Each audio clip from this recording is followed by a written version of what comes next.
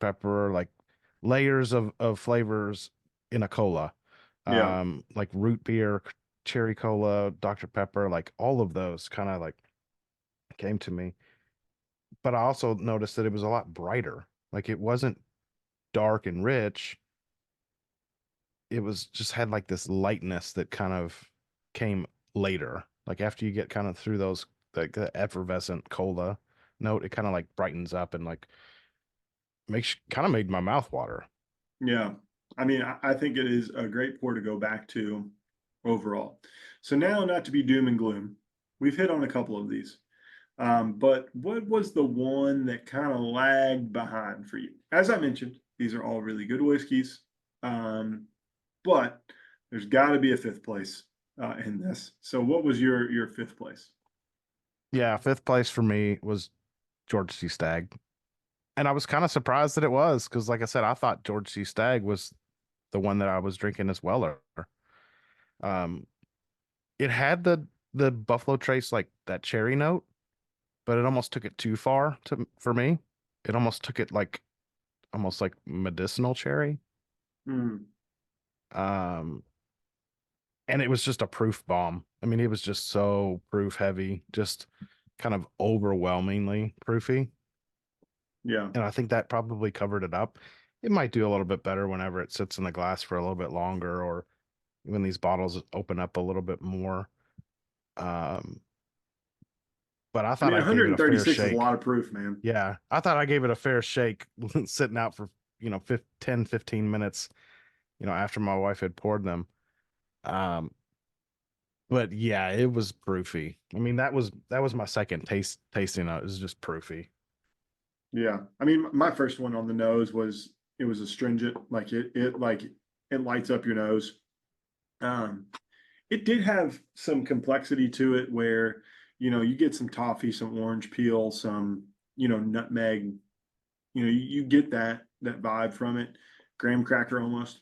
Um, but the weird thing to me, because GTS was also my number five, um, was the nose and the palate didn't really match up for me. I got this really grassy note off of it, which was really weird to me. Um, and I thought it was uber spicy. And maybe that's to the proof of it all, but it just didn't really hit my palate in particular. Now, I've seen many reviews that people love it, and that's great. Every palate's different, and that's why I love talking about this stuff because you're gonna have a different list than I am. Yeah, I think you can be also sensitive to that proof. But that really doesn't address the nose so much. I, I mean, I wrote a couple of my tasting notes were like mint, menthol. Um, I wrote cherry, but then I also wrote musty. Like it had like this musty, like wet, maybe like wet grass note to it. Um, I just poured a little bit more because I had to go back to it. Yeah, I did as well. I just poured it again. So this is aged 15 years, so it's going to have that oak complexity to it. It's 136.1 proof.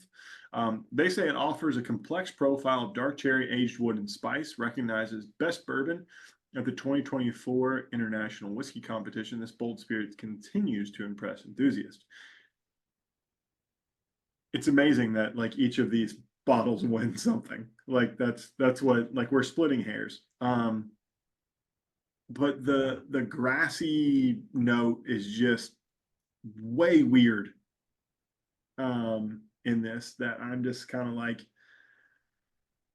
maybe it's me, but because you're also getting it, I don't think it's me. It's almost like to me, it's like it wants to be like tobacco, but it's got like a little bit too much like straw or like barnyard like hay to it. Hmm. Yeah, I mean, you could call this a farm whiskey because it does have that, like not in a bad way. I like the smell of a farm. Most people might not, but like it's just big and bold. And if you don't like the big and boldness of the way it leans, then it may turn you off to it. But I still think it's a really good bourbon. What's really interesting, what I'm about to do, and I think everyone should do, especially if you drink 136 proof whiskey, is you take some of your finest Louisville tap water, if you're in Hmm. Louisville, and you drop two beautiful droplets of water in there, and we'll report back here in a second. I do want to go back to, we haven't hit on two of these, and the older two in particular. So we have not hit on Eagle Rare as well as Sazerac. So me and you were chatting prior to this. It was kind of splitting hairs for you on these two, if I'm not mistaken.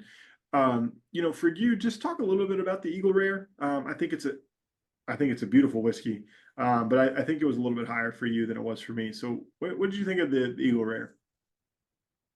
Yeah, it was kind of splitting hairs with the Sazerac, or the Thomas H. Handy. And it was really just like, am I feeling a bourbon or am I feeling a rye? And I think where that one might have fallen a little bit short was probably like the proof point. But I understand why it probably did, because if it's a 17-year-old whiskey and it was 130 proof, You'd be you, chewing a log. yeah. So it's like you're bringing the proof down to help tamper some of that oakiness. But overall, I would say when I was ranking them, I would say it was probably two and a half on out of five, out of the five. Yeah, I kind of went back and forth with the THH. I thought THH just had more complexity. And I think yeah. that's kind of what, like I said earlier, kind of what I was looking for. Like when you're looking at these bigger, bolder whiskeys, higher priced whiskeys, you're looking for, it's like a meal, right? You pay for a big meal. You want layers of flavor. You want kind of different dishes. You want different courses versus if you just paying like $20 for a You want to meal, know. you want a good steak and a potato. Yeah. You And want, just make cook it right, right? Like I don't need to like you have don't, extra butter on it. Like it doesn't need to have like a jumbo lump crab on top of it as well, right? Like I don't need the surf and turf of it all. Like if yeah, you're like if I'm paying having mac and cheese, it's going to be mac and cheese. But if I want to pay up for it, it's going to be lobster mac. exactly. So yeah, I But you mean know that's what? kind of where I was at with just looking for those flavors. You know what? Lobster mac needs to be out. Bacon mac needs to be in. Ooh, not had Just that. I just feel like bacon and macaroni and cheese are just meant to be together, and I don't see it a lot. I It's know retaining the crunchiness of the bacon though that would probably be the exactly. trick. Well, you gotta layer that on top, like your crumble versus like croutons. No one needs croutons on top of their mac and cheese. Bacon bits, crispy bacon bits, and center cut bacon. New find. Watching all the influencers about my health. 2 strips of center cut bacon, only 4 grams of fat, 8 grams of protein. Hack for sure. But let's get back into the last rye whiskey. And to me, the rye whiskeys I thought were just head and shoulders above the bourbons this year. And love that. Like I love that for Buffalo Trace because they're known for bourbon. But like they do put out exceptional rye whiskey. And